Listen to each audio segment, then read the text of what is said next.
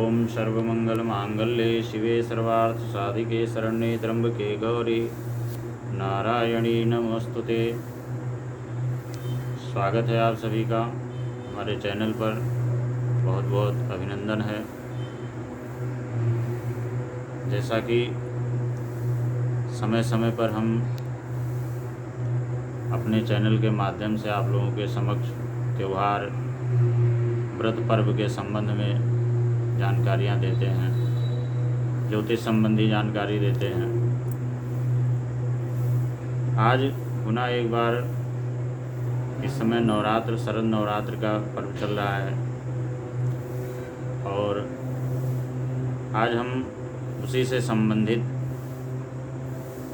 माँ गौरी के 8वें स्वरूप के बारे में विशेष चर्चा करेंगे। अष्टमी तिथि को माँ गौरी के 8वें स्वरूप की विशेष पूजा होती है और इस पूजा का बहुत बड़ा महत्व है।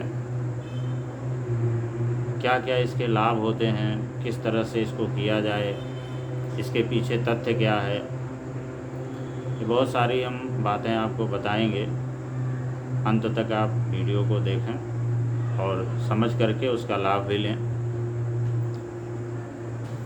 जैसे माँ के 9 स्वरूप हैं, वैसे तो कई सारी शक्तियाँ हैं माँ की, अनेकों शक्तियाँ हैं, हजारों शक्तियाँ हैं, परंतु ये जो नवरात्र के समय 9 दिन जो जिनकी उपासना की जाती है, उन 9 शक्तियों के बारे में, जैसे प्रथमम शैलपुत्री चा द्वितीयम ब्रह्मचारिणी, पहली शक्ति शैलपुत्री की है और दूसरी ब्रह्मचारिणी, तीसरी चंद्रघंटा और चौथी तृतीयम चंद्रघंटेति कूष्मांडेति चतुर्थकम कूष्मांडा देवी, 5वीं स्कंद माता, 6ठी शक्ति कात्यायनी माँ की है, 7वीं कालरात्रि है और 8वीं महागौरी। तो इस महागौरी के स्वरूप क्या विशेषता है और क्या विशेष है, ध्यान देने योग्य बात है। महागौरी का जो 8वां स्वरूप है, तो महागौरी इसलिए कहा जाता है कि माँ का जो वर्ण है, जो माँ का स्वरूप है, गौर वर्ण, और गौर वर्ण होने की वजह से महागौरी कहलाती हैं। और गौर वर्ण क्यों हुआ?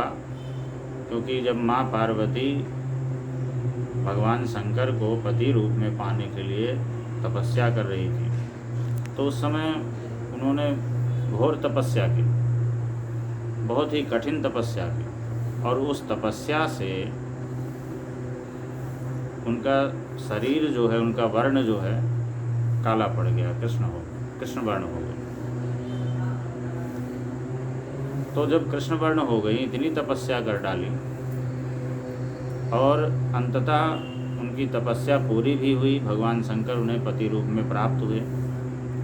तो जब पति रूप में भगवान शंकर स्वयं प्राप्त हुए तो उन्होंने उनको आशीर्वाद दिया, और जिसके बदौलत, उसी आशीर्वाद से, भगवान शंकर के आशीर्वाद से ही माता का जो वर्ण था, जो थोड़ा सा सुंदर नहीं था, आकर्षक नहीं था, तो जब भगवान शंकर ने उनको आशीर्वाद दिया तो माँ का जो वर्ण है, जो स्वरूप है, बहुत ही आकर्षक स्वरूप हो गया, गौर वर्ण हो गया।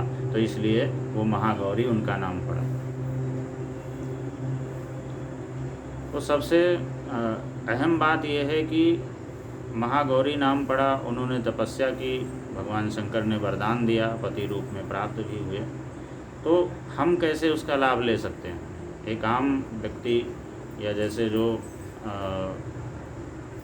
विवाह योग्य कन्याएं हैं, माताएं हैं, जो सौभाग्यशालिनी माताएं हैं, उनको इसका लाभ कैसे मिले? तो ऐसा कहा गया है कि इनकी पूजा करने से कुंवारी कन्याओं को मनिच्छित वर की प्राप्ति होती है, क्योंकि माता पार्वती ने अपने मनोअनुकूल वर यानी भगवान शंकर को पति रूप में प्राप्त किया था। तो ये निश्चित है कि अगर इस दिन कोई कन्या माँ गौरी के स्वरूप का पूजन करती है तो उसे निश्चित ही उत्तम वर प्राप्त होगा। और इनके पूजन में जैसे श्वेत वस्तुओं का भी प्रयोग किया जा सकता है, लाल वस्तुओं का प्रयोग किया जा सकता है, हलवा पूड़ी चने का भोग लगाया जाता है। और इसके अलावा 8 वर्ष की कन्याओं को भोजन कराया जाता है। और भी कई सारे अनुष्ठान होते हैं। माता को 16 श्रृंगार अर्पण करना चाहिए। तो कोई भी कन्या इस तरह से करके वो उस दिन व्रत रहे और माँ की विधिवत पूजा करे, और पूजा करने के बाद में उनको श्रृंगार अर्पण करे। इसके बाद में यथाशक्ति 8 वर्ष की कन्याओं को बुला करके, 8 ही कन्याओं को बुला कर, यानी इसमें हर चीज़ जो है 8 की प्रधानता रहनी चाहिए, 8 के अंक की प्रधानता होनी चाहिए। इस तरह से करके उसे बहुत ही जल्द उत्तम वर, सुयोग्य वर का लाभ मिल सकता है। 8 कन्याओं को, 8 वर्ष की 8 कन्याओं को भोजन कराए और उनको 8 वस्तुएं, यानी जैसे हम उनको उपहार स्वरूप देते हैं, फल देते हैं, मिष्ठान देते हैं, या कोई अन्य उपहार देते हैं, दक्षिणा देते हैं, तो इस तरह 8 की संख्या का बहुत अधिकाधिक प्रयोग करना चाहिए। इस तरह से करने से उनकी मनोकामना जरूर पूर्ण होगी। और ये उनके लिए बहुत खास है जो कन्याएं विवाह योग्य हैं, इनको वर की कामना। इस तरह से करके इस व्रत का लाभ लिया जा सकता है। इसके अलावा एक बहुत ही अहम बात है कि 8 का जो अंक है वो महाराज शनि का अंक है। तो अगर कोई भी व्यक्ति जैसे मान लिया 7.5 से पीड़ित है, शनि की पीड़ा से ग्रसित है, तो वो भी इस दिन माँ के 8वें स्वरूप का इसी प्रकार से पूजन करके उसका लाभ ले सकता है। तो और ये अवसर जो है वर्ष भर में 2 बार आता है, एक चैत्र नवरात्रि में, एक शरद नवरात्रि में। तो इस अवसर का लाभ बहुत लोग ले सकते हैं। इस वीडियो को ध्यान से देखें और उसमें समझें। और कोई भी अगर जानकारी, कहीं भी कोई दिक्कत हो, कोई समस्या हो समझने में, तो आप हमें संपर्क भी कर सकते हैं। लेकिन इस तरह से करके इसका लाभ लिया जा सकता है। बहुत बहुत धन्यवाद।